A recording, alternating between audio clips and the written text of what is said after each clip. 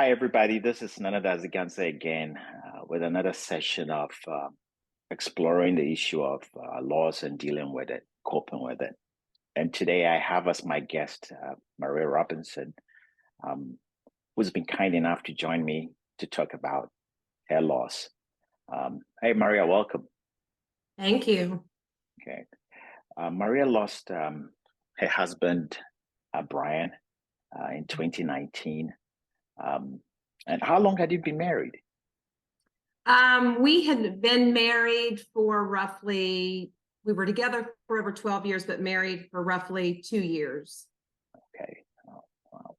And he was a chef, from what I learned. He was. Yeah. He was a chef. Went to the culinary school in New York, and Okay. also worked with the state of Kentucky and ran IT for them as well.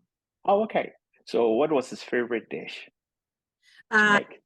he was Italian, so anything Italian was Uh-huh. genuinely fabulous. Okay. Yeah. Did he like prosciutto? Yes, yes. Did a wonderful job with that. Yeah. I always say you can literally kidnap me with prosciutto. I'll eat it on anything. Yeah. It's delicious. It is. Okay. Yeah. I think most known for his sauce, though. Oh, okay.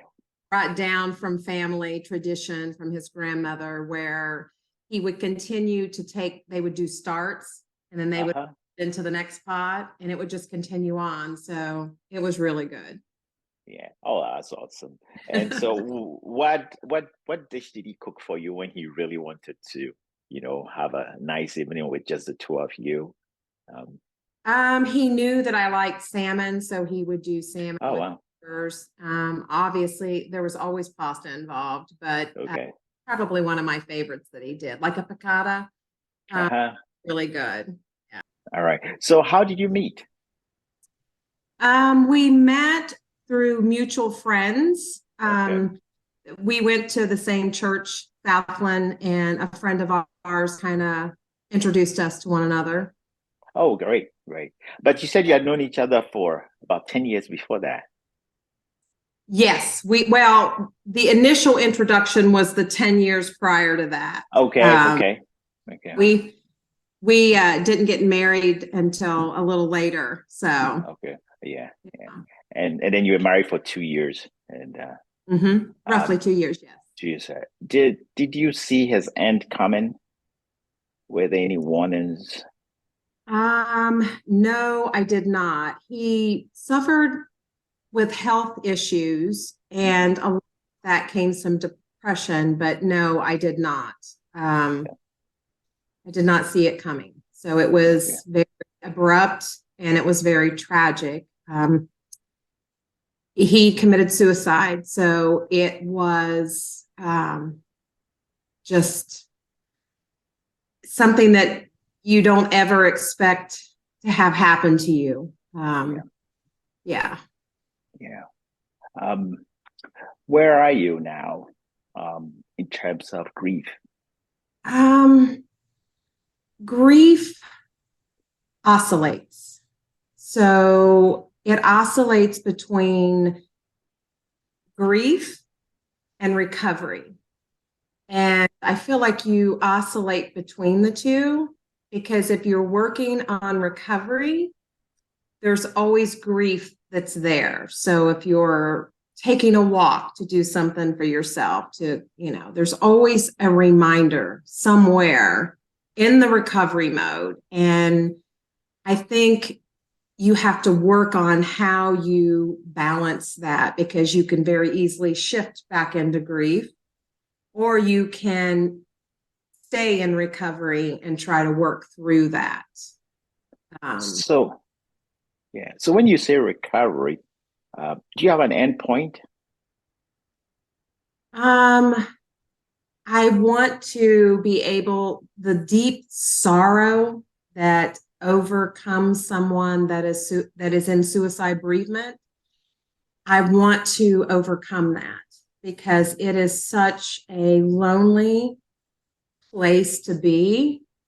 Um, it's overwhelming sadness because I think you're left with a stigma in some sense because in society there's a stigma with that. but then there's also that question that you're left with, the why, right? You don't have an answer to that. You're just left in some sense. I always say, I feel like I've gone into this deep, dark abyss because you don't understand. And then there's the what could I have done? There's so many factors that impede on that. My end result is to kind of find peace somehow in knowing that he's not suffering and push through that and move to a different place. So it just looks like suicide bereavement is slightly different from losing your husband to, say, cancer or to heart failure. Uh, is there any anger spreading there somewhere? I have not experienced anger yet. I have not, I mean, it's been close to 5 years, so I've not felt that because the deep, overwhelming sadness is there. And then I also, I found him. So I struggle with that piece. And so those two things prevail. I know a lot of people ask me that, but I've not felt anger. I would say more sorrow, depressive type sorrow, bargaining. I've definitely been there, but not anger yet. Okay. You you loved him. One can just sense that, and it probably must have felt like a rug was pulled from under your feet. What do you miss most about him? I miss his laughter and I miss his ability to recognize. He was so in tune with what I needed and what he was a very giving person.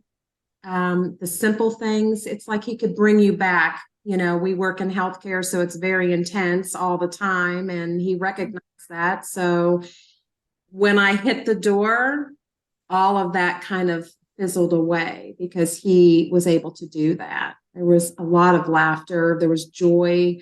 We shared, we purchased a farm together. We were in the middle of renovating it. We loved gardening. We loved doing things like that. And I miss that. Do you what were some of the quirks about him that drove you crazy? He was messy. So messy, and I am Oh, such the opposite, right? the typical nurse. Surgery, right? Yeah. Pretty clean. Yeah. Did you have any children together? We did not, but we had Okay. Of course, 2 years. prior marriages. We Um, 6 total, and they how all many? gone wonderfully. Okay. So you had a large family as a result of that. We did. We did. Okay. Okay. How are the kids? How do the kids take it? Where are they? The kids are all in different places with it. So, there's a few that are struggling still. And then there are a few other that are working through the loss, the grief. We also had 2 grandchildren, 2 boys, and they'll frequently ask me, or they'll bring me something and say, so in Italian, no is grandfather. Will you take this to him? So they still kind of feel like I have a connection. Mm-hmm. And I have to, explain to them, I'll take it. He already knows you've written it. And he's here with us, but we just can't see him. I have to put that in a different term for them. Yeah. So you didn't sell the farm, did you? I did. Okay. It was 23 acres. I didn't want to, but it was so much to manage Yeah. that I had to do that. Yeah. Now that was very difficult. Yeah, I can imagine. And also you'd have had his memories all the time, I guess. Yeah, you could really feel his presence there for sure. It was very strong presence. But it just, with me being by myself and 23 acres and a lot to manage, by myself. Hmm. So I did end up selling that. Okay. Now, are you getting any therapy? I do. I do. I see someone that specializes in suicide bereavement. Hmm. Melinda Moore is her name. Okay. She's wonderful. She really Okay. is. Yeah. So, how do you manage when you are by yourself alone, um, and the memories keep come crashing in? I try to redirect myself and keep it. Hmm. So whether it be music or reading, Hmm. um, Hmm. walks. Hmm. Here in the place that I bought in Lexington, I put a garden in. Oh, It's great. by no means as large as what it was at the farm, but Yeah. go outside. I like working in the garden. It's very therapeutic. Hmm. So I do those types of things to try to work through it. Um, Okay. yeah. Are you seeing anybody else? I mean, I've met people, yes. Yeah. But I also feel like there's a lot of work that I have to do Hmm. to be able to be in that place. Yeah. Do you think Brian would mind if you moved on? That's a struggle. That's a struggle because you get overwhelming feelings of guilt. Um, Hmm. you have to work through. Hmm. I, my mind tells me that yes, he would want me to be happy, but you have to have your heart and your mind coincide, Right. right? Exactly. Battle. Yeah. Yeah. Now, if you look back, is there anything you think could have hinted at where he was? Being that hindsight is 2020, of course. I mean, there really wasn't. It was, Hmm. um, I mean, I knew that he wasn't feeling well, and I knew Hmm. that, in fact, I had even suggested that he had diabetes and he struggled some with high blood pressure. And I had suggested that maybe he might want to talk to somebody about that because sometimes he was very stoic and he would not always share and Hmm. recognize that. And so I said, you may want to try to talk to someone about that, try to work through that, even if it's a friend, whatever. But no, I did not see that coming. But do you relate that probably to who he was as a person, being I stoic do. I and do. not being able to open up probably that easy? But No. isn't it ironic that he would make you laugh, but he wouldn't reciprocate, wouldn't let you get to him? Um, I find that kind of interesting. It is interesting. Yeah. He never wanted me to worry about things.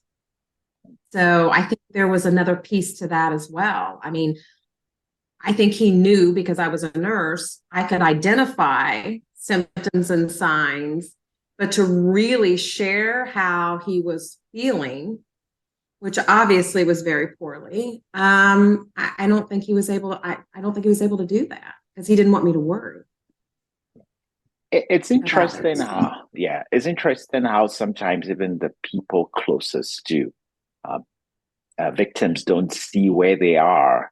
And it makes it very difficult to help people who may be uh, at this particular place. Is there anybody you'll tell somebody? I mean, talking to people out there, is there anything you could tell them what you should look out for? I mean, it's very difficult because you couldn't sense anything. I think that I would tell somebody that the person that shares the least and is unable to deeply share with how they're feeling, you probably need to spend a lot of time with that person. Yeah, that is that is very profound. Yeah. It So, is. I find those that have endeavored suicide. I have some dear friends that have had a child that committed suicide, and I feel like those people that are unable to just come right out and really divulge how they're truly feeling deep. those are the people that we need to be close to, for sure. Um, uh, you talked about recovery, um, and somewhere in the in the grief literature, they talk about acceptance, Mhm. where you reach a point where you accept. It's acceptance a part of that recovery process for you? Um, it is. I know I'm getting ready to go through a 12-week program that helps because along with suicide, the, the fact that I found him, it's very traumatic. So, Mhm. I have issues sometimes with anxiety. And in order to work through all of that, they've done it with that, that's you desensitize. So I'm going to go through that. And I'm hoping that when I get to the other side, that I'll have more acceptance and less anxiety. I'm hoping for more peace for sure. But there are things that you just really have. I don't think people identify, they look at me, but what you see here is what the mind is presenting to you, not necessarily the heart, the Yeah, soul, right? yeah. It makes it really complex. Like you said, you found him, so the issue of anxiety, PTSD, even, Mhm. and then the fact that he took his life, and so there's that question of what could I have done different? Um, would you ever see a silver lining in this? Would you ever be able to find something that makes life better? Not necessarily, maybe even for you, but for someone else? I would think the silver lining was maybe I would be able to have impact on somebody else. And maybe they would actually not choose to do that, that they would accept the kindness and love from someone else in order to know that they are worthy, you know. Yeah. You said something that I thought was really important. And you said the people who won't open up um, are probably those at the highest risk. And I find that actually very revealing. And maybe if nothing came out of all this, that insight being shared may make people look at their loved ones and go, could this person be going through something that I don't know about? Because he wouldn't share. Um, Right. yeah. Have you talked to friends and loved ones about this I would say insight? And have you gotten any feedback about that? I have a very large friend support and family support, and they work very closely with me. There's not, I really don't feel like I've ever been alone because Mhm. they're very engaged in what I'm doing, Mhm. interact with me. So they even recognize when I am kind of shutting down a little bit and I'm Yeah. distancing myself. So in that respect, I'm very grateful and very thankful because I don't think I could be where I'm at now had I not had all that. Yeah. Including the children. I mean, we all have worked together as well. I think that's very important for Yeah. people that have gone through that, Mhm.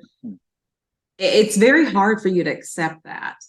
Like Yeah. I'm a very independent person. So for me to have to feel like I'm needing something is overwhelming for me. Yeah. So accepting that and letting people in and recognizing that, that's part of self-care. You have to do those things in order to get to the other side of where you're Yeah. going on the journey. Yeah. So they're just putting it together, your therapy is helping a great deal. Friends and family has been Mhm. um, gardening to action. Is there anywhere where faith also came into play? Now repeat that. Is there at any point where your faith came into play? Oh, absolutely. Absolutely. It certainly has. Um, I think God is present through the whole process.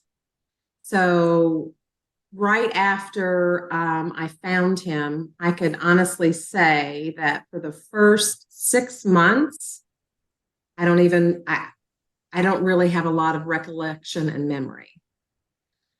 Um, and I think sometimes there's reasons for that. I think that there's this protective mode that kind of helps you get to where you are going in the process. I think every time I can take a deep breath when I'm outside and the sun's hitting my face, that's a great thing. So I think that he has played a major role in where I'm at now, because oftentimes people that have gone through suicide bereavement feel such a loss that they themselves don't want to be here, right? Yes. So just having that faith and support, I think, helps you to get through all of it. Yeah. What led me to starting this series is a question that I ask myself when I see people going through this, and I said, how do you do it? How do you get up every morning and get out of bed and brush your? How do you do it? Because, um, like a friend likes to say, I would just go sit on their bridge and just give up, you know. And so, how do you do it?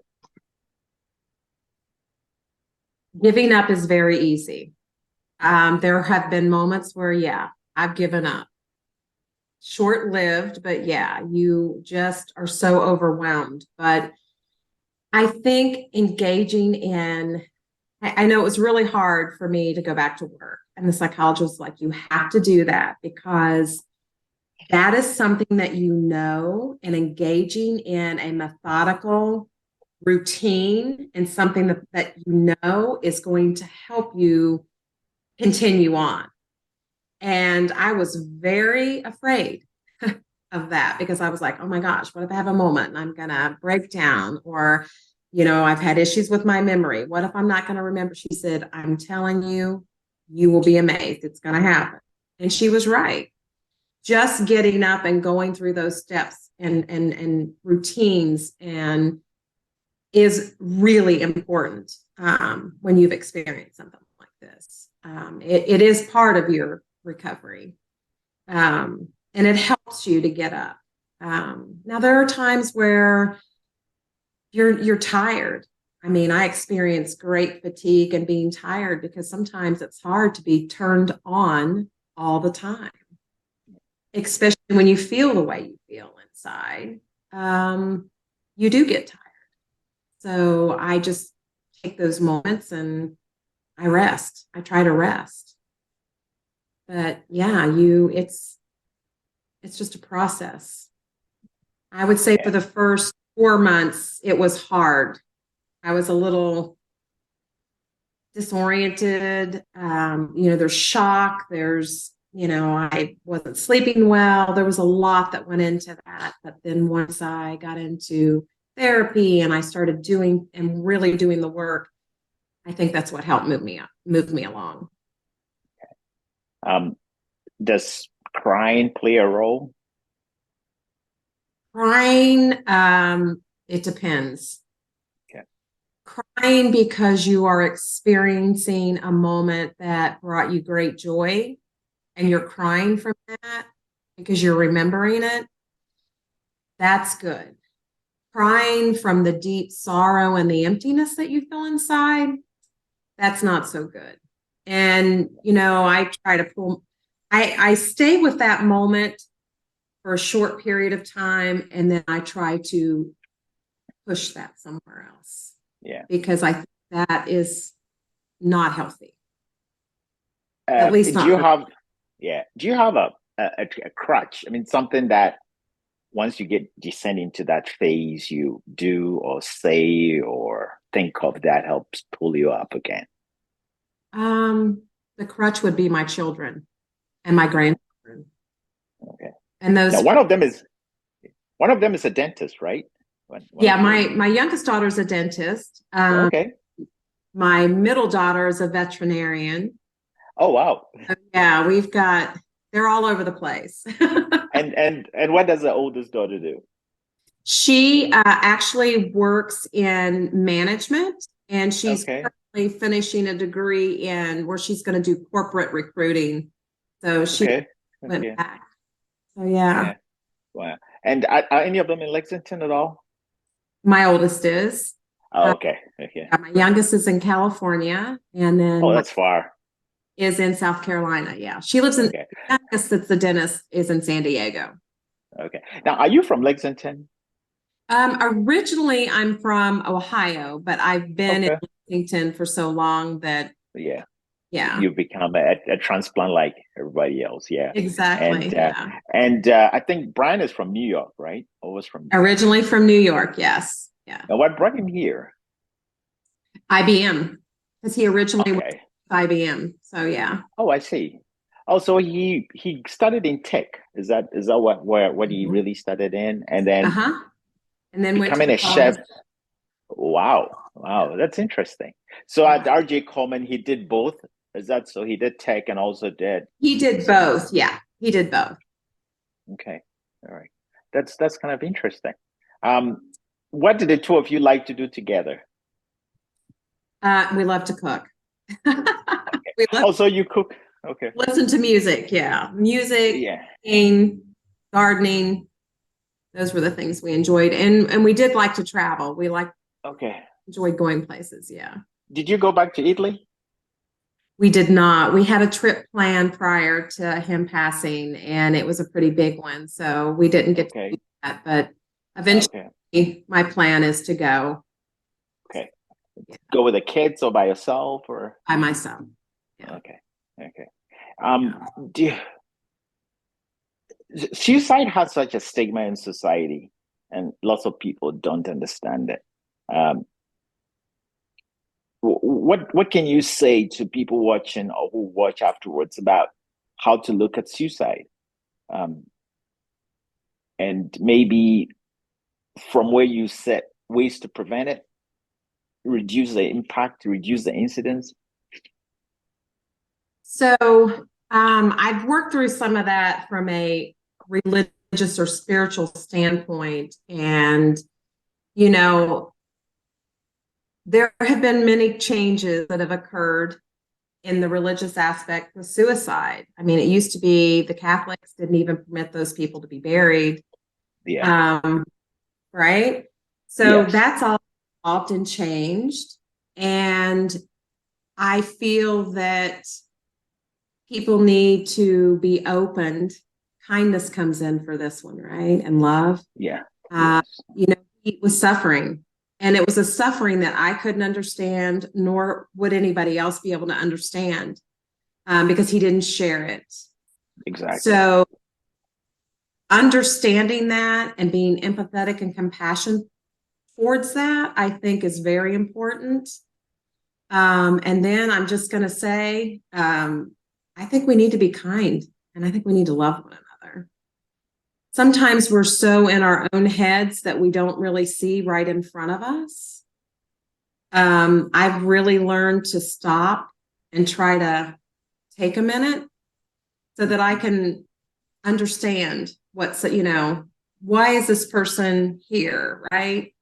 In Are spite they of your needing? own, in spite of your own grief and sorrow, you still do Yes. that. And I have those people enter my office daily that I work with. Taking a minute for that is very important. Very important. Yeah, Do you think society, American society in general, makes it difficult for people to open up? absolutely. Absolutely. I mean, if Why we is look at, that? Why is that? I think people are very judgmental. I think we're Okay. judgmental. I think people get caught in society and how society drives certain issues instead of choosing to stand on your own and stand up for what you are, right? Yeah. Okay. I think society is losing out on a lot. We are a conundrum, right? a big Yeah. mixture of people. And I Yeah. think that we need to love one another. We can learn and grow from one another so much. That is so important. And there's so much more value in that, right? Yes. Do you think as an American society where people, especially men, are supposed to be self-sufficient and be able to do things and not exhibit vulnerability, um, is it generally healthy, would you say? I mean, I don't think so. I know there's a lot of pressure that Brian put on himself. He was very stoic. And Mhm. the thought of him not being able to do something and maybe me having to come in and take over that, that was a very hard for him. I know in his service, memorial service he had a dear friend that spoke of that, about how difficult that would have been for him. Was he a perfectionist? He was when he was dealing with things like his IT or cooking. Cooking for him was not a recipe written down. It was something that evolved. You never knew, Mhm. like it was a pinch of this, a dash of that, you know. But he took great pride in what he did when he did those things. So, Mhm. some sense, yeah. Yeah. Um, well, when are you starting that 12-step program? I start next week. Actually, is it here in town? Do you have to go somewhere for that? It's here in town. A lot of that is driven in, so I'll go to the office, but then Hmm. a lot of the work is done outside of the office where I Hmm. will be encountering things that are uncomfortable for me that I avoid. Hmm. I have to encounter and Wow. go through that. Um, Okay. and be given obviously the tools from her as to how to navigate that. Yeah. How long have you pushed starting this program off? Or is that I have it's well, we're going on almost 5 years, so it's been a while. okay? It's been a And while. Wow. yeah, I just recognized that what I was doing wasn't working. So Hmm. Yeah. I felt like I wanted a little more in life other than where I'm at. Maria, you are so brave. I don't know. I always say I don't know how you all do it. You are so brave, and going through all the sorrow and all these feelings, but still being able to work and carry on. And I think you're a good example for anybody who will watch this about how to just keep on going through in spite of it all. And I'm confident you'd come to the other side. I Yeah. am. Do you believe that? I'm confident you will. I think you have to hold on to that belief. Yeah. I think, I mean, fear takes over. I'm not going to tell you that I'm not afraid because Yeah. I'm sure there's going to be things that are brought up that I don't necessarily want to have to endeavor again, but endeavoring that, if that gives me more peace and allows for me to have a more joyful life, then I'm willing to do that. Yeah. And I'd love to know when you get to the other side how it feels like and what lessons you learn. And maybe down the line we could do this again, and you could tell us how it feels like on the other side. Absolutely. Even though I think you never really stop grieving for somebody you love so dearly, but I think it would be wonderful at the other side because this is a hard fought battle, I must say. Yes. And, Yes. and Yeah. yeah, thank you so much for Thank coming on and you. sharing this and keeping my rooting for you. Keep my fingers crossed that you make Yes. it to this 12 weeks. Thank you. Enjoy. Thank you so much. It All was a right. Enjoy. pleasure seeing you Yeah. again. Yeah. Pleasure seeing you too. Enjoy the rest of the afternoon. You too. Bye. All right. Bye bye.